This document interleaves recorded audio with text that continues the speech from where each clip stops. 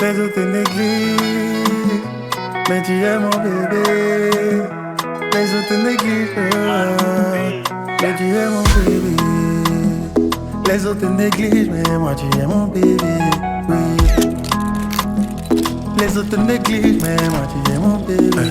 Il dit chérie, non ne t'inquiète même plus. Oui, dans son...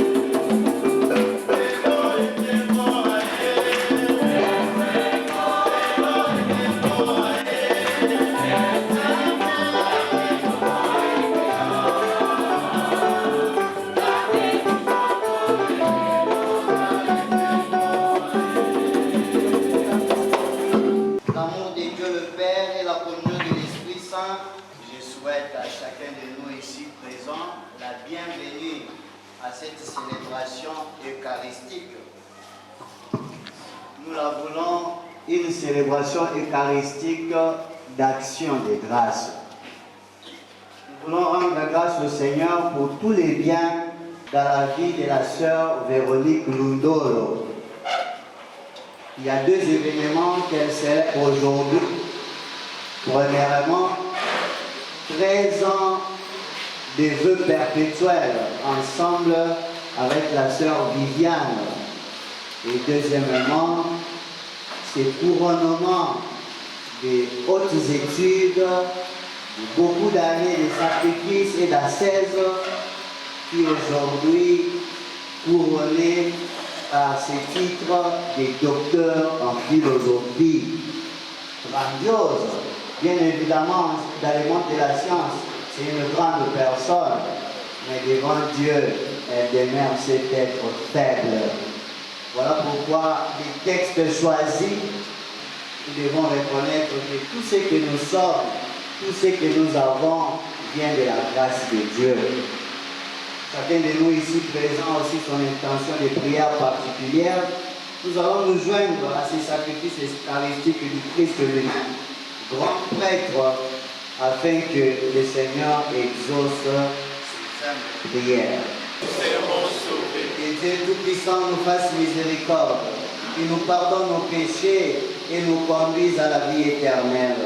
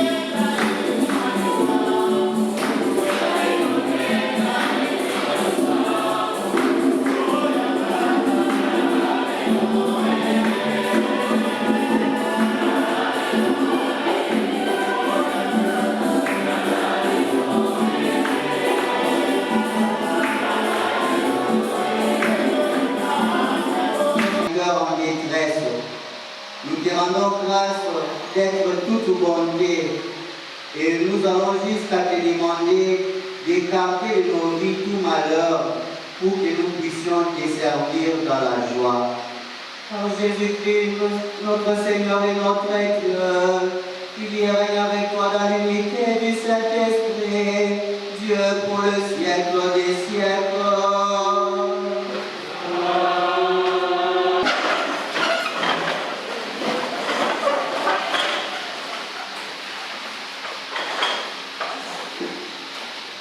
Nous lisons le 5e chapitre, du 12e au 21e verset, texte aujourd'hui. Frères, par un seul homme, Adam, le péché est entré dans le monde, et par le péché est venue la mort, et ainsi la mort est passée en tous les hommes du fait que tous ont péché. Si la mort a frappé la multitude des hommes par la faute d'un seul, combien plus la grâce de Dieu a-t-elle comblé la multitude, cette grâce qui est donnée en un seul homme, Jésus-Christ. Si à cause d'un seul homme, par la faute du seul Adam, la mort a régné, combien plus à cause de Jésus-Christ et de lui seul, régneront-ils dans la vie ceux qui reçoivent en plénitude le don de la grâce qui le rend juste. Bref, de même que la faute commise par un seul homme conduit tous les hommes à la condamnation, de même, l'accomplissement de la justice par un seul homme conduit tous les hommes à la justification qui donne la vie. En effet, de même que tous sont devenus pécheurs parce qu'un seul homme a désobéi, de même tous deviendront justes parce qu'un seul homme a obéi. Là où le péché s'était multiplié, la grâce a surabondé.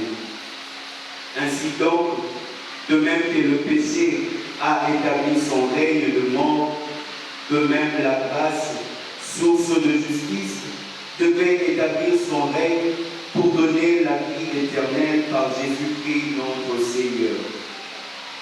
Frères et sœurs, ainsi nous parle le Seigneur.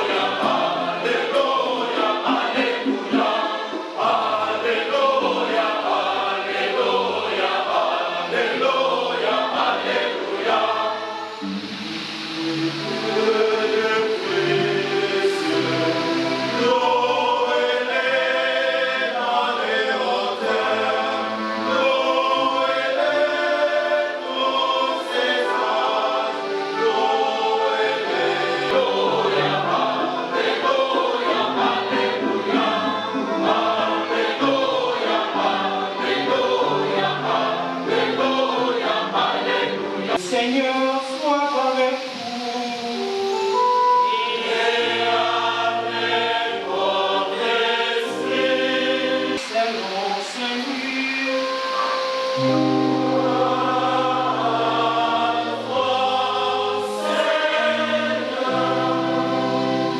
Au 12e chapitre.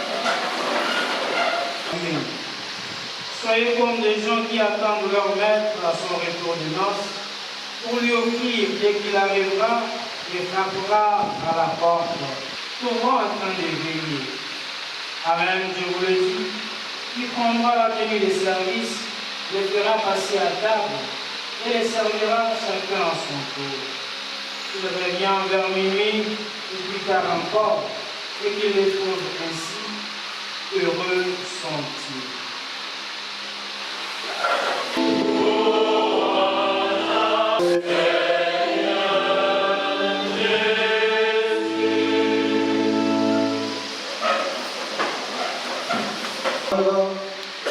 Et l'homme qui veut nous transmettre une mauvaise définition de l'homme. Permettez-moi cette tautologie.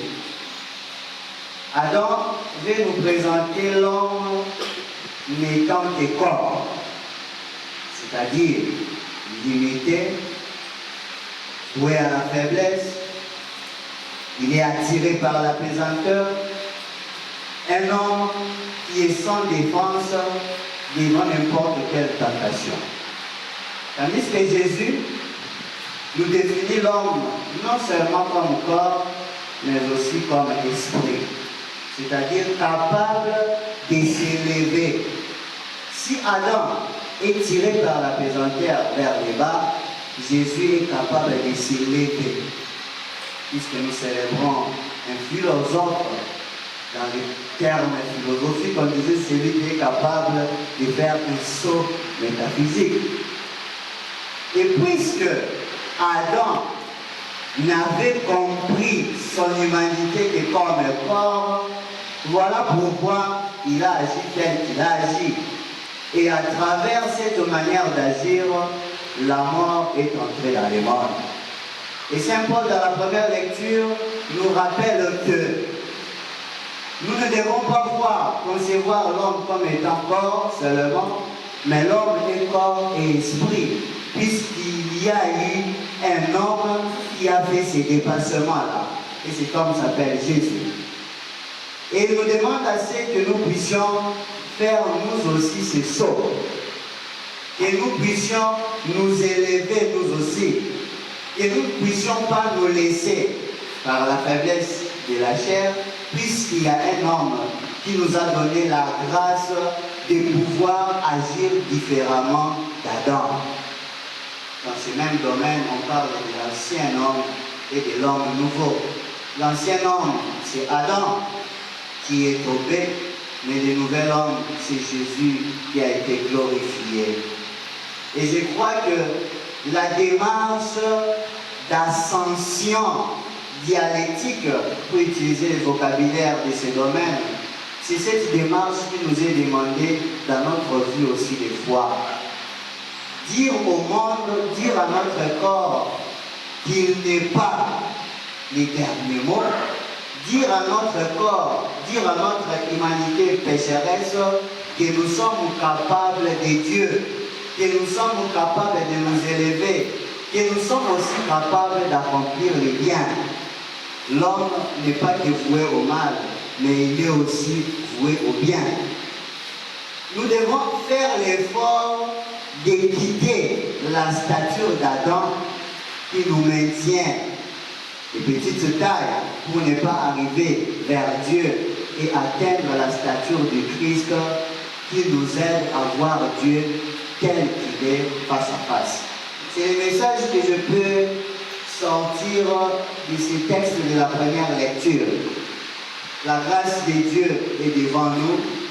Nous sommes des êtres faibles, oui. Nous sommes corps, oui. Mais nous sommes aussi capables de nous élever. Nous sommes aussi capables d'accomplir plus que ces hommes pour atteindre la stature de Christ, nouvel homme. Il s'agit d'une philosophe, puisqu'il s'agit de celle que Platon prônait pour pouvoir diriger la cité. Je crois qu'il y a un appel qui est aussi lancé aujourd'hui. Tu es capable de pouvoir contempler ce que les communs des mortels ne peuvent pas. Et puisque tu es incapable, toi, de t'élever, de sortir de la caverne, nous croyons que nous n'allons pas nous limiter à célébrer un diplôme, mais nous serons plus contents de célébrer les fruits des églises. Parce que nous sommes des petites tailles et par notre science, que tu nous éclaires, que tu nous montres le vrai chemin et que tu nous dises que nous pouvons faire plus que ce que nous faisons déjà. Et dans l'évangile, le Christ nous encourage, nous qui sommes en train de travailler dans sa mission. Et il dit, sa joie sera plus grande s'il vient nous trouver en tenue de combat. C'est-à-dire, la joie du Christ sera plus grande s'il vient nous trouver en train de travailler. Et nous serons là en train de travailler pour le bien de cette humanité-là. Puisque nous avons eu l'opportunité de connaître le Christ, puisque nous avons eu à faire cette ascension dialectique en quittant l'Adam pour atteindre la stature du Christ, nous devons travailler pour les biens de l'humanité, travailler pour les biens de nos frères et sœurs et créer, pourquoi pas, les paradis ici sur terre. C'est cela que moi je comprends par début de combat. Il nous trouve en train de travailler. Vous avez dit en espagnol, et là on dit compotas puestas. Et le Seigneur encontre compotas puestas.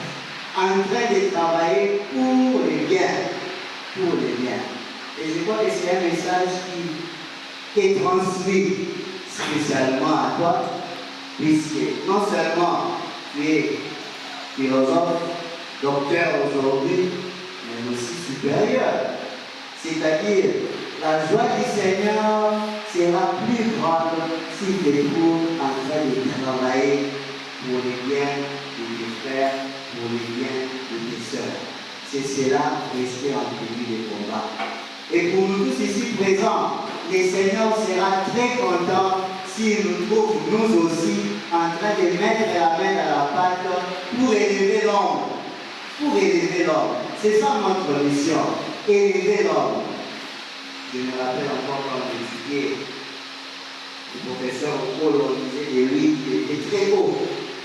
Et lui disait, ce n'est que non, très haut. Je ne peux pas descendre, sinon vous demeurez cet Adam-là qui n'a pas grandi dans la science. Je dois être haut pour vous élever. Et je crois que c'est la mission que chacun de nous a. Nous devons travailler pour élever l'homme, afin que nous comprenions réellement notre identité, que nous sachions que nous ne sommes pas des corps, mais nous sommes corps et esprit, que nous sachions que nous ne sommes pas dévoués à la faiblesse, mais aussi nous sommes esprits capables de nous élever, capables de contempler, capables de travailler pour les biens de cette même humanité, et c'est cela la tenue des combats. Amen.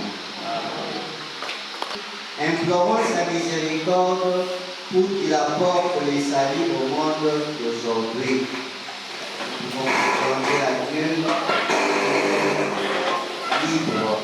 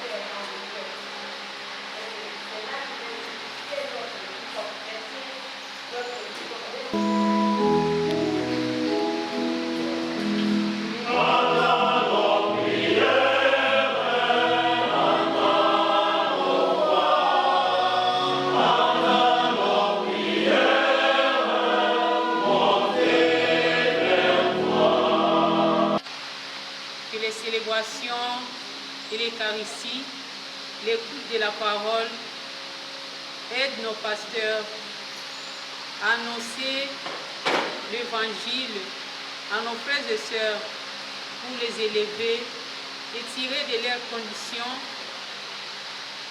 qui deviennent une condition vivable à travers le témoignage de vie à travers la mission spécifique de l'Église dans le monde et dans la société. Prions le Seigneur.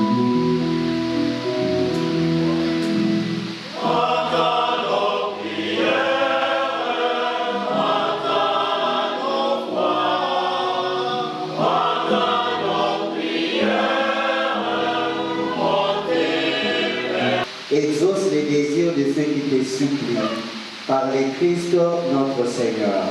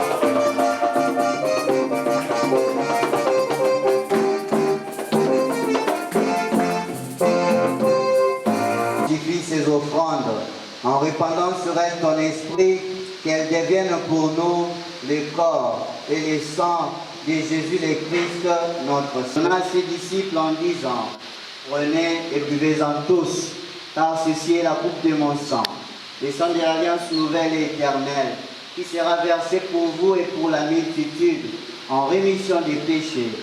Vous ferez cela en mémoire de moi.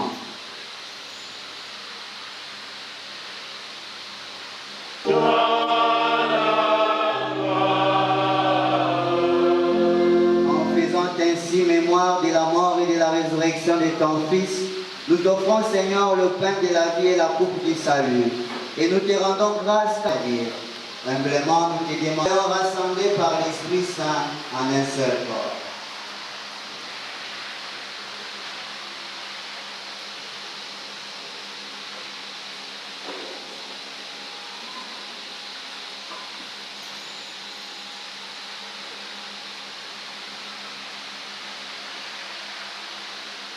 Souviens-toi, Seigneur, de ton Église, de ton cœur fraternel, mon Dieu. Fais-la grandir dans ta charité en union avec notre pape François, notre archevêque, et tout le cardinal Bongo, et ses auxiliaires, et tous les évêques, prêtres et les diacres.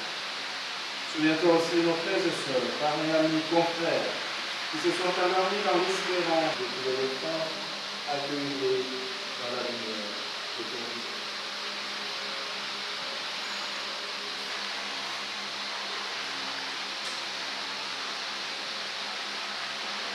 Que nous tous ensemble Nous implorons ta bonté, parce que tu as accompli ton service.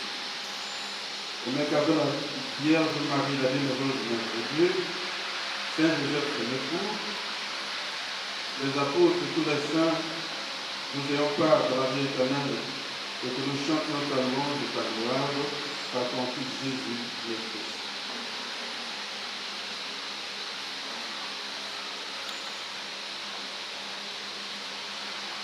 Mokonzi tokumisa kombo ya yo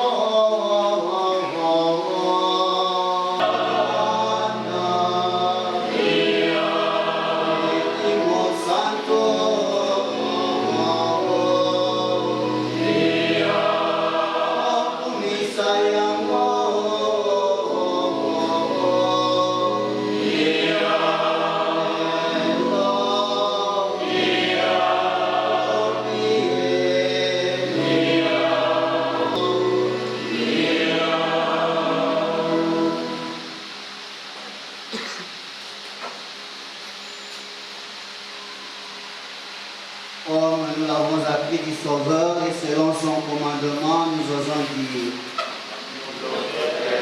Que ton règne vienne, que ta volonté soit faite sur la terre comme au ciel. Donne-nous aujourd'hui notre pain de ce jour. Pardonne-nous nos offenses, comme nous pardonnons. Et ne nous laisse pas entrer en tentation, mais délivre-nous du mal. Délivre-nous de tout mal, Seigneur, et donne la paix à notre Parce que la gloire appartient, le règne, la puissance et la gloire, pour les siècles des siècles. Seigneur Jésus-Christ, tu as dit à tes apôtres, je vous laisse la paix, je vous donne ma paix. Ne regarde pas nos péchés, mais la foi de ton Église. Pour que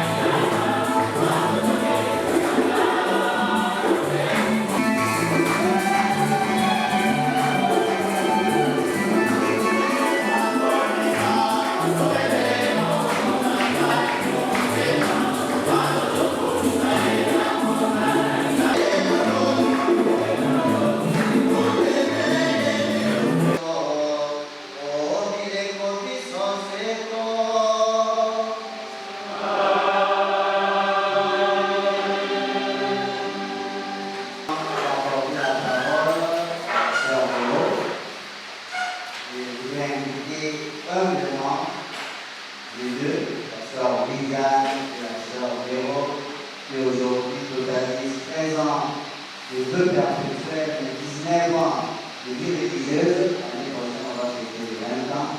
Approchez ici et nous allons chanter pour elle.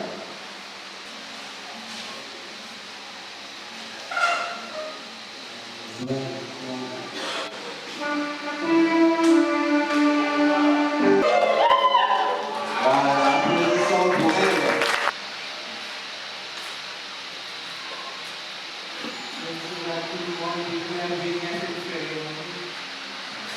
bien que j'ai bien aimé, je ne suis pas préparé pour ça. Je vois qu'il y a les Kousouma national et les Kousouma provincial. Il y a les écoles éducatives, l'académique et l'école professionnelle. Il y a plusieurs invités à mon frère et mes soeurs. Grand merci parce que chaque jour, nous existons parce que vous existez. Sans vous, nous ne serons rien. Merci beaucoup pour nous accompagner devant cette présence.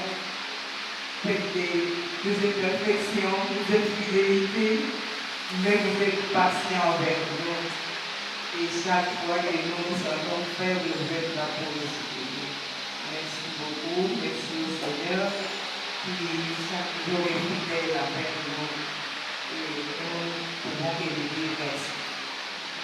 Et merci à tous les prêtres qui nous accompagnent, mais aussi à notre lecteur pour merci et bonne fête à tout le monde. Président provincial de la Kousouma et à mon nom propre vous transmettre mes félicitations parce que ce n'est pas tout étudiant qui arrive au doctorat et ce n'est pas tout le monde qui devient docteur en philosophie. Et ici, il s'agit d'une femme. Pour ne pas dire que ce n'est pas toute femme qui arrive là. C'est votre fierté et c'est aussi notre fierté. Ah, il m'a contacté pour dire cette messe, je lui ai dit, mais pourquoi moi? Je ne sais pas pourquoi. Et je crois que sa joie est grande, je la compare à la joie d'un jeune homme qui devient prêtre, hein, qui célèbre ensemble avec ceux qui l'ont formé. Et le Père Faustin est là, il disait en classe, nous allons nous retrouver dans la sacristie et nous allons nous appeler confrères. Et c'est ça la joie d'un jeune homme qui devient prêtre. Imaginez maintenant la joie d'une étudiante de l'Usaquet, formée par ceux qui sont ici. Ils sont ici.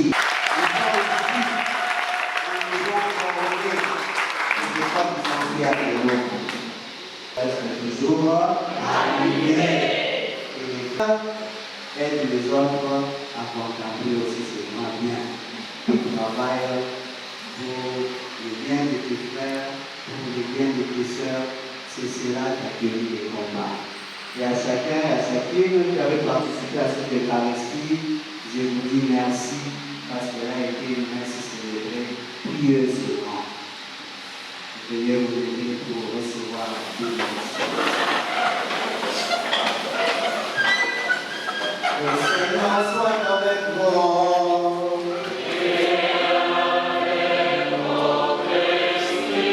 Et que tout-puissant vous bénisse et vous garde, le Père, Fils et Saint-Esprit. Allez dans la paix du Christ.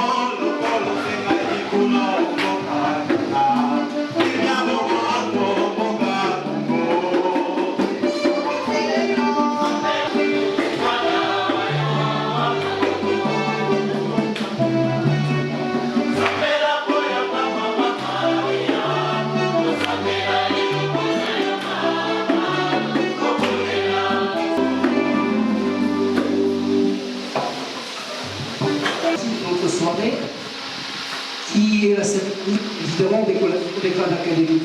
Alors nous demandons à tous les professeurs ici présents de porter leur toge et d'occuper les places qui sont ici devant. Et nous autres, nous restons là où nous sommes pour commencer la seconde partie de notre séance.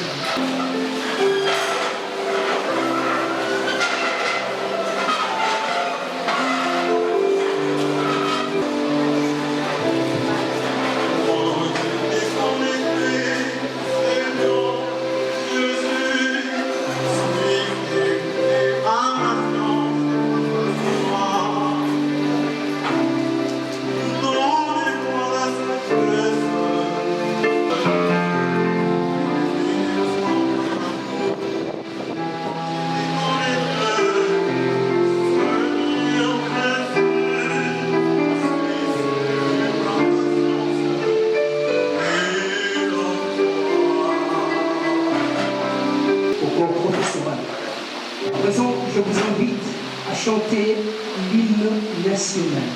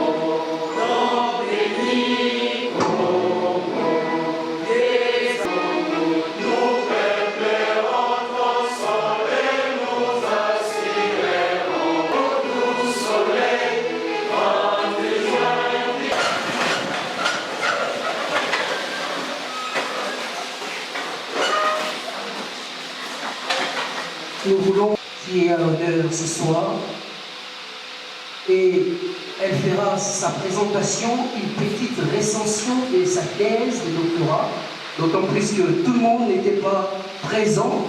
Elle va nous faire une petite synthèse de sa thèse de doctorat pour que nous ayons l'idée de quoi il était question. Après suivra la cérémonie des collations proprement dite et nous apporterons la parole en premier lieu au professeur Père Jules Kiputu, qui est copromoteur de cette thèse de doctorat et en même temps représentant de l'université Comillas. Ensuite viendra le tour du professeur Denis Bossoni, qui était directeur ou président, excusez-moi, du jury de cette thèse de doctorat. Aussi, nous accorderons la parole au professeur Félicien Poucou, qui était également membre du jury de cette soutenance. Et viendra Lémon, recteur de l'université Saint-Augustin de Kinshasa, et suivra un mot des autorités académiques de l'Université catholique du Congo, Pierre Canisius. Et enfin, ça sera les mots, le remerciement de la révérende sœur Véronique. Sœur Véronique, de bien vouloir prendre place ici devant.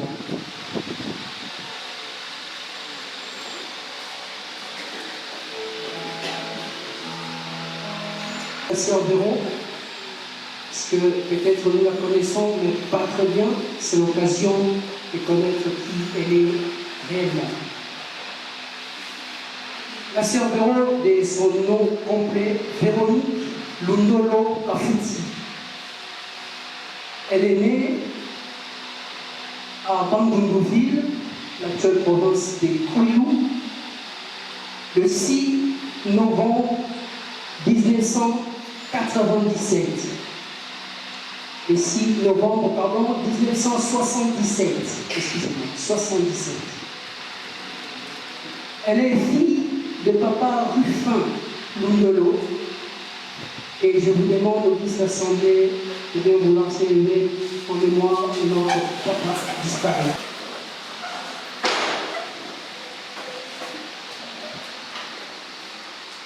Paix éternelle à l'âme de notre cher papa. Merci de le remettre. Clémentine Kimwanga, nous demandons à maman si elle est là de se mettre debout. Mon Clément, elle est là? Voilà. La sœur Véronique, de 1999 à 2002, elle est admise au postulat, toujours ici à Kinshasa. De 2002 à 2004, elle est allée au noviciat au Mozambique. Et en 2004, elle a émis ses premiers vœux, donc ses vœux temporaires. Et ce, de 2004 jusqu'à 2010, où elle a enfin émis ses vœux perpétuels. Études faites. Elle a fait ses études primaires, toujours à Bandundouville, sa ville natale. Ses études secondaires en biologie-chimie, toujours dans la ville de Bandundouville.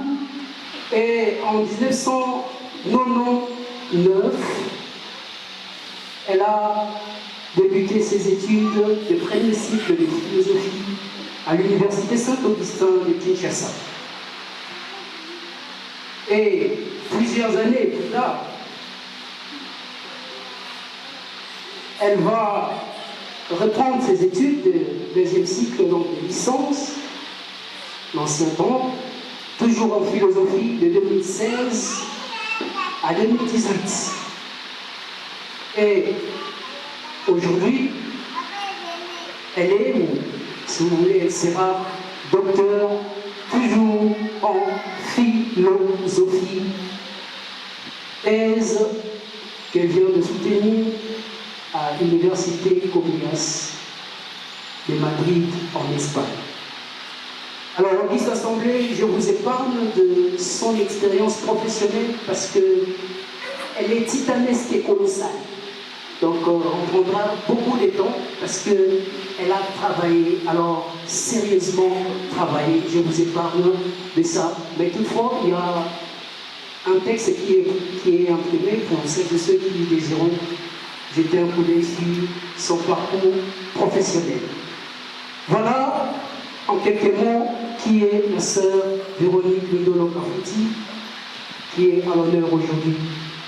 Je vais lui laisser la parole pour qu'elle nous fasse la recension de sa thèse. Ma sœur, je pense que vous serez la plus brève possible. Voilà. Nous avons eu à travailler presque 5 ans sur les thèmes apprise et objectivation du corps féminin dans les traditions africaines. Une approche philosophico-phénoménologique de la déconstruction et de l'adaptation du genre en Afrique.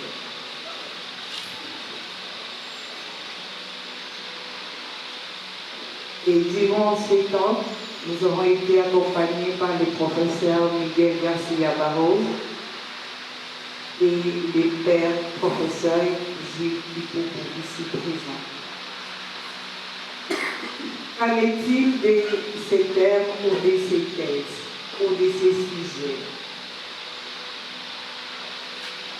Observant la réalité de la femme en Afrique, nous avons été interpellés, mais aussi motivés à approfondir et à chercher comment déconstruire certaines traditions africaines et comment nous adapter et adapter la théorie du genre, exclure nos traditions uniques, nos cultures, sans non plus copier-coller de la théorie du genre. Les corps, et c'est par quoi nous occupons l'espace et les temps. C'est la matrice ou les points d'ancrage de notre existence. Ou pour parler comme Heidegger, de notre entrée au monde. Il est le principe de la mobilité et de l'identification de l'être humain. Il fait l'homénalise, l'être dans le monde et lui fournit les outils nécessaires pour son accomplissement existentiel. Il est né en rapport avec l'environnement extérieur. Dans l'histoire de la philosophie, le corps a été pendant longtemps considéré comme un laissé pour compte. Certains philosophes ont souvent préféré méditer sur l'âme et ses passions. Ils ont fait des enquêtes sur l'entendement humain ou encore critiqué la raison pure plutôt que de se pencher sur la réalité du corps et sur tous les amis sociaux qui ont vécu. Pourtant, même si les philosophes, de manière générale, le corps a souvent été considéré comme un fardeau entravant la connaissance et la vertu, son approche philosophico-phénoménologique diffère des réalités sociétales liées notamment à la discrimination ou à la domination sexuelle et pour nous, ou avait été pour nous, un impératif épistémologique et un effort d'herméneutique sociale. Et les corps dont il était question ou dont il est question dans notre dissertation doctorale, c'est les corps féminins pris dans sa dimension sexuelle. Car il est impossible de séparer les corps du sexe et vice-versa. Le sexe est l'une des parties énigmatiques du corps. Son usage, sa perception, ces mystères suscitent de nombreuses questions qui peuvent être reprises sous l'angle de l'interprétation philosophique. Fort malheureusement, comme le remarque pertinemment Francis Métivier, le sexe demeure le plus grand vide de la philosophie. Or, c'est par le sexe que la procréation est possible. En ce sens, il est l'organe de pérennisation de l'existence, d'où son côté mystérieux inédit.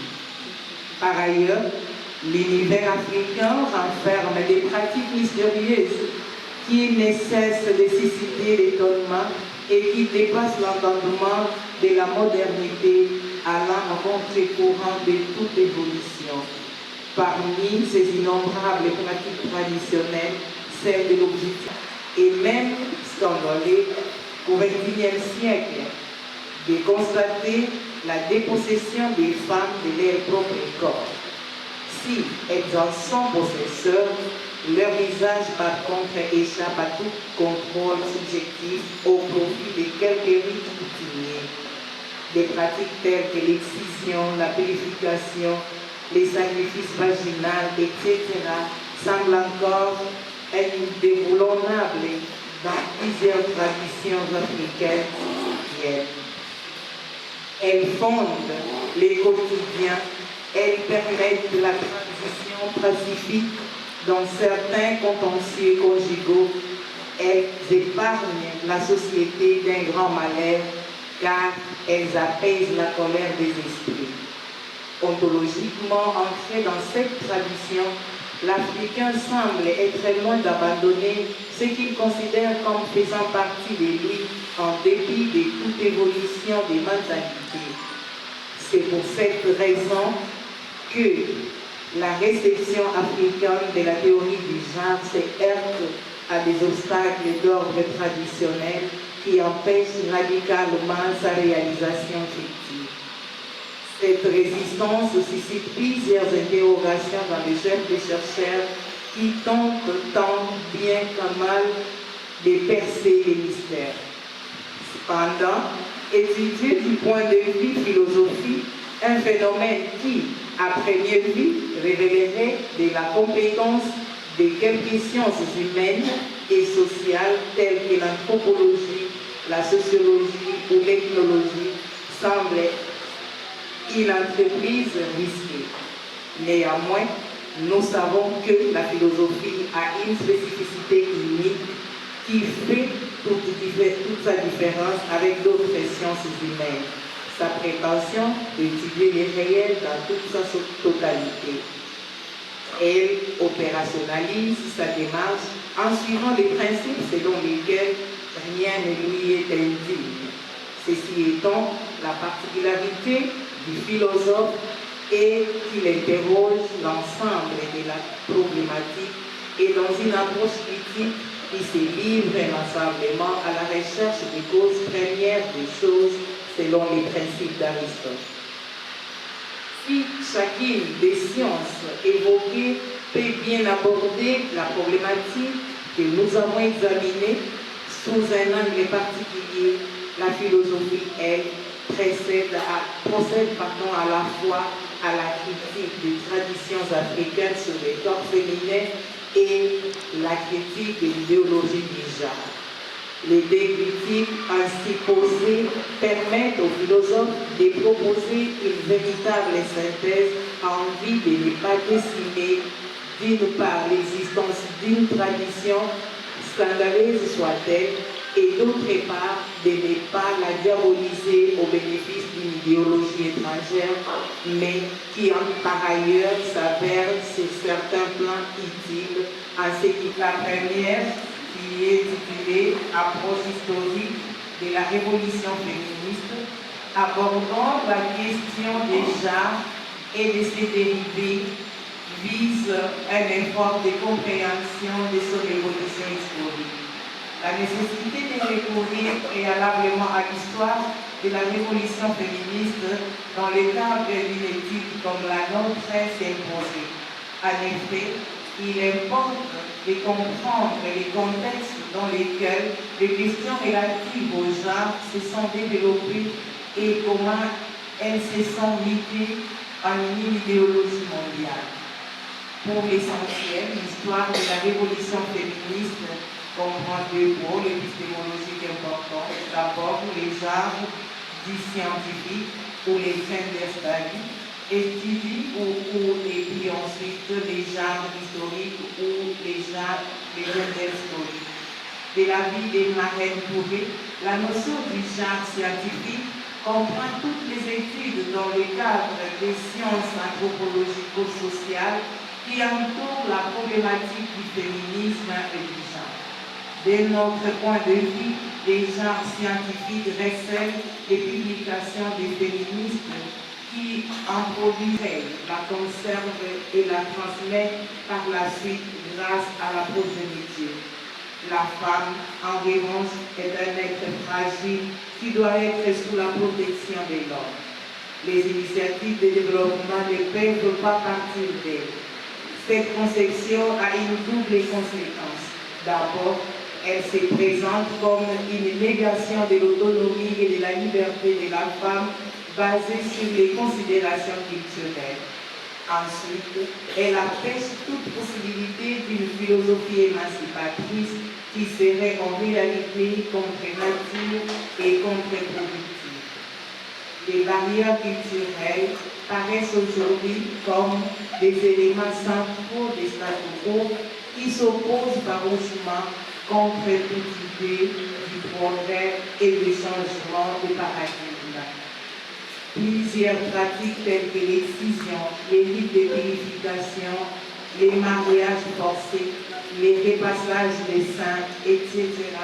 se justifient encore en Afrique et se maintiennent au nom du conservatisme culturel. Dans cette deuxième partie de notre étude, nous avons abordé cette problématique partant de quelques exemples de certaines tribus d'Afrique afin de ressortir les idées marginalisantes de la femme et du genre. Nous avons ensuite procédé à déconstruire systématiquement ces idées pour placer la femme africaine traditionnelle au centre du développement communautaire dont l'Afrique, tant périphérique que moderne, a grandement besoin grâce à l'appropriation responsable du genre. Que retenir de notre recherche doctorale? Disons que le continent africain n'est pas épargné par les vents impétueux de la théorie du genre qui, au-delà des droits des femmes et les progrès figurants des législations en matière de genre, force est de constater qu'en Afrique, cette idée se cristallise et semble résister farouchement à toute évolution.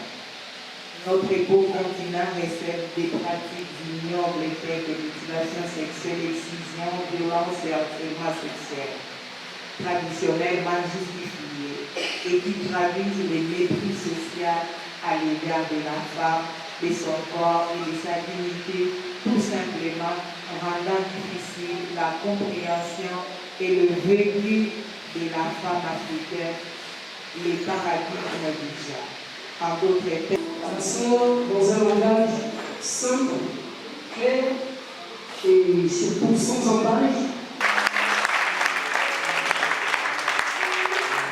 Voilà, c'est bien que est le représentant ce soir de l'Université Comillas.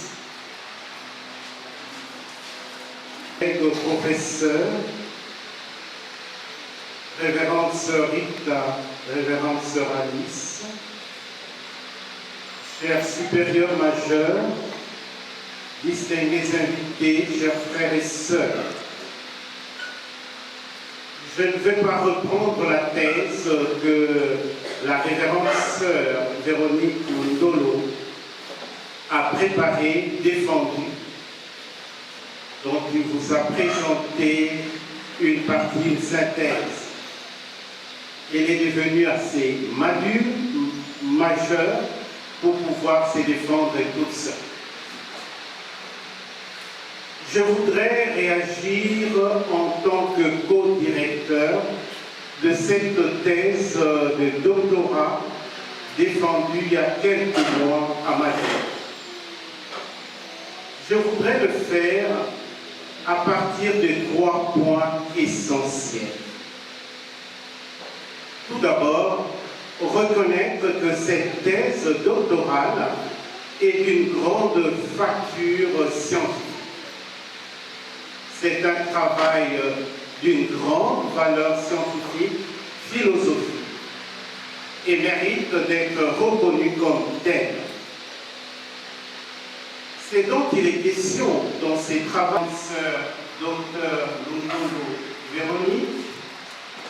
C'est une démarche qui, et c'est cela que nous avons perçu, qui comporte une dimension d'engagement, parce que exprimant une sensibilité humaine, une sensibilité à l'égard de tout ce qui fait mal à l'humanité. Cette sensibilité, qu'elle se dépêche de publier de manière urgente son travail, parce que ce travail mérite d'être connu du grand public, singulièrement de notre public académique, dans nos institutions universitaires. Je l'encourage donc à continuer ce travail, notamment dans l'effort de publier le contenu de ce travail à travers des publications dans des revues scientifiques de nos universités. J'ai l'honneur de prendre cette parole au moment où, révérende sœur docteur Ndolo Véronique, vous allez être solennellement incorporé dans le corps professoral de l'USACI. D'ailleurs, c'est que tu as gagné par un rude travail puisse bénéficier à toute la jeunesse qui vont chercher le savoir, la science dans nos différentes universités. À vous, chers collègues, je dis merci de m'avoir écouté et merci singulièrement à ceux qui ont travaillé avec nous à accompagner l'élaboration de ce travail. À vous tous, je dis merci et bonne soirée.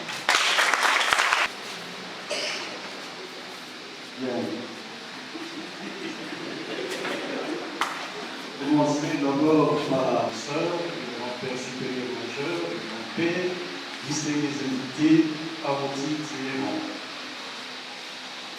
nous avons voulu organiser cette cérémonie pour permettre à un large public d'être témoin à la collation des grades académiques de docteur en philosophie de la révérende sœur Véronique. On pouvait vous dire avoir participé à la cérémonie où on a remis à la sœur Véronique son diplôme de doctorat. Et vous pouvez dire également avoir lorsqu'elle a endossé sa toge comme docteur. J'ai eu le privilège d'être le président de ce jury. Et pour la petite histoire, je vais dire que c'est par décision directeur de l'Université pontificale Comillas en Espagne, décision numéro 255 par 2023, 28 juin de cette année courante, où il a été décidé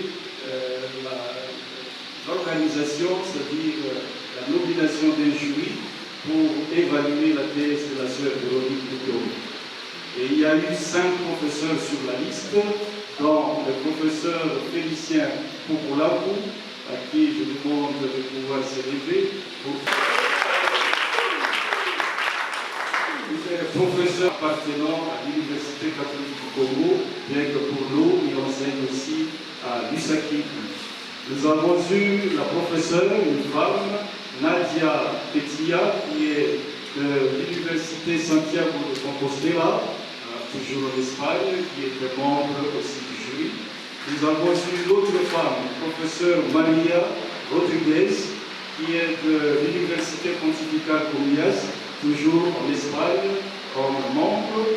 Et on a eu un autre professeur, professeur Ricardo Brocos, qui est professeur de l'Université pontificale Comillas et secrétaire du jury.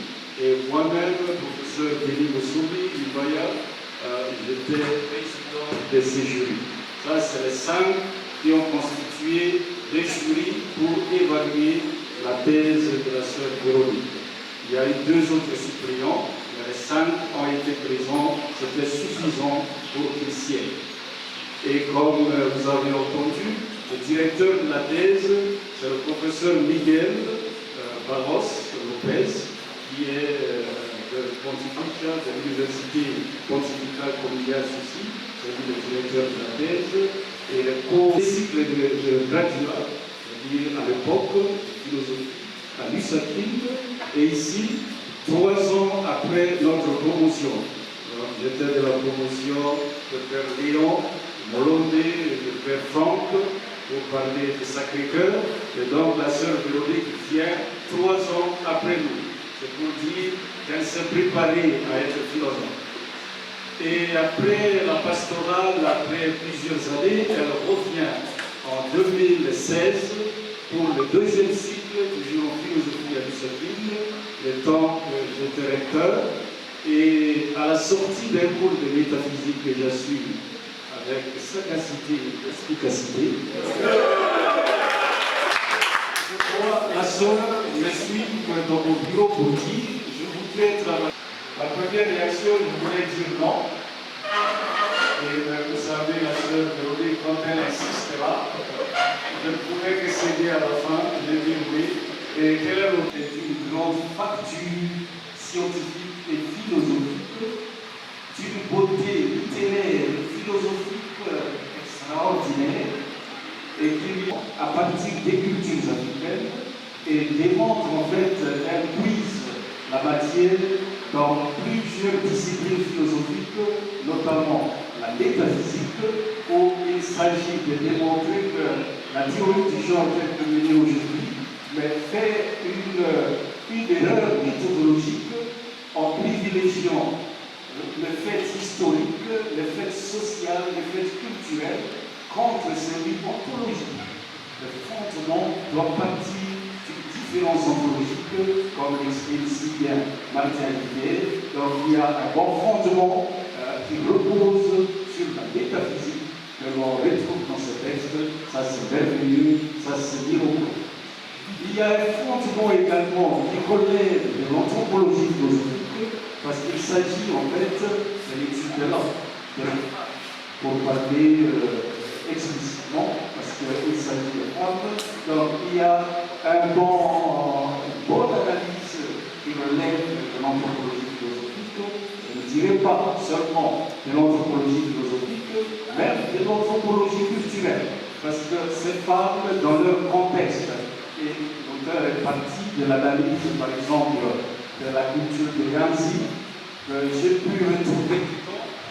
Il y a la culture, moi-même comme Congolais, parce que quand on nous invite en Europe, où un professeur est intervenu, soit intervenu, pour présenter les rites et aussi les faiblesses de la thèse. Elle a dit à la fin de sa présentation qu'elle ne prétend pas avoir épuisé de la matière et avoir été parfaite. Il y a des choses à parfaire de la thèse. Donc on a donné la parole à tous les professeurs, tous les 5 sont intervenus. Et finalement, les jurys s'est retiré à huis clos, comme il s'agit de thèse, pour délibérer. Et à l'issue de la délibération, la sœur a été proclamée avec la mention très grande distinction.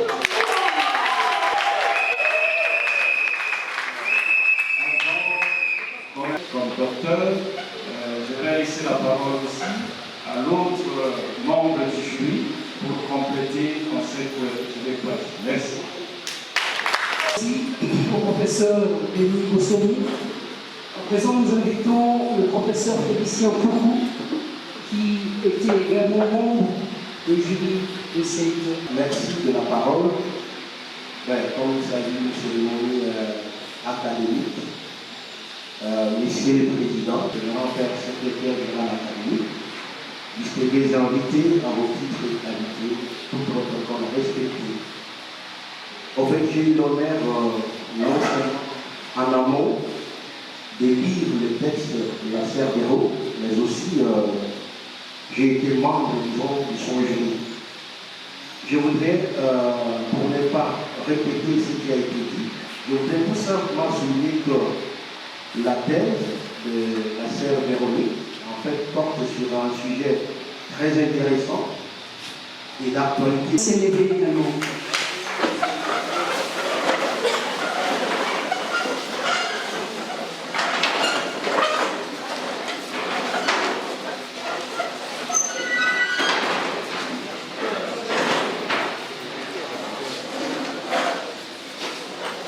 Des diplômes de doctorat en philosophie de la sœur Véronique Kafouti, diplôme décerné à l'Université pontificale Comillas de l'Espagne. La motion de ce diplôme est la très grande distinction, diplôme signé par tous les 5 professeurs membres du jury, dont je vous ai cité le nom. Tous ont signé ce diplôme et nous allons le lui décerner, le lui remettre en signe de la conclusion brillante de son cycle doctoral. Ici, ma soeur, vous avez votre diplôme.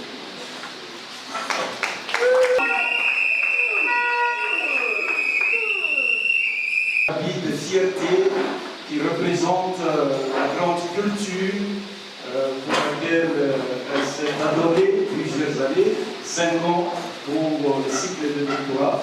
Et si l'on ajoute avec le premier cycle, le deuxième pour un doctorat, on peut compter l'évidence désormais à la grande.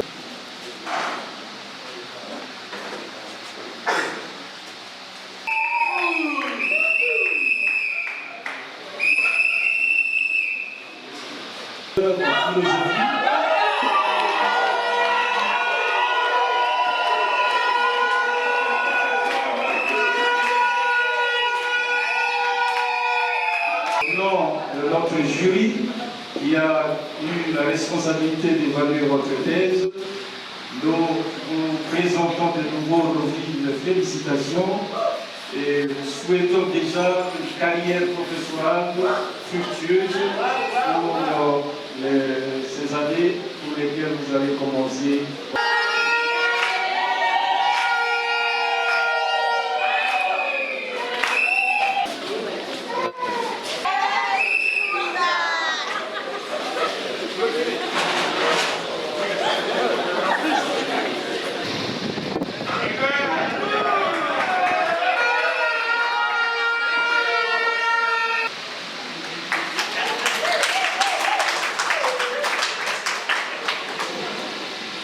sont donnés de bons souvenirs qui aujourd'hui apportent.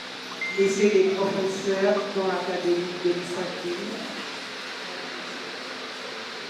messieurs l'Académie qui je regarde derrière, chers sœurs Linda, chers sœurs Alice, chers pères, frères et sœurs supérieurs majeurs, révérends pères, révérentes sœurs, chers parents, chers amis, bonsoir une fois. Je suis très honorée par votre présence en cette mémorable qui marque la fin d'un long périple académique et en même temps les débits d'une tâche qui s'annonce à vous.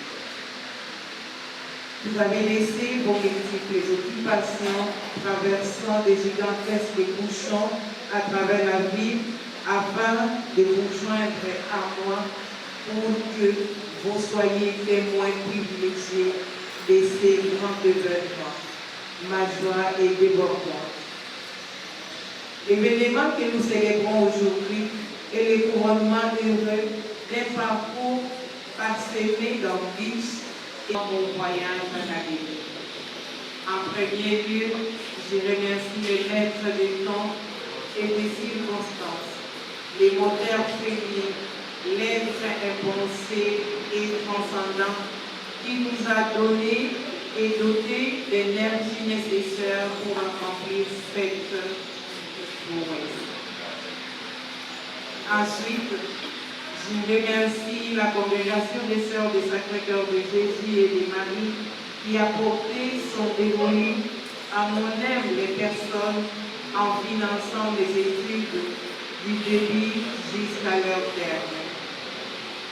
Chers consoeurs et chers confrères, vous avez donc été d'un grand appui majeur pour la réussite de mes études doctorales. Par vos conseils et vos encouragements, vous m'avez permis de continuer à avancer et à résister dans les moments de tempête. Je me rappelle de ces nuits que vous m'appeliez pour me dire on compte sur vous, ne lâchez pas, ne lâchez pas. De tout mon cœur, je vous dis merci. Du volet simplement de s'élever et à qui je demande si vous pouvez applaudir. À l'école supérieure d'Afrique, qui, en collaboration avec l'ISAKI, avait donné son accord d'Espagne. Bien qu'elles ne sont pas ici, physiquement présentes, moralement, elles sont là pour avoir appuyé et soutenir les études doctorales avec autant de sacrifices. Les autres négligent, mais tu es mon bébé. Les autres négligent, mais tu es mon bébé. Les autres négligent, mais moi tu es mon bébé.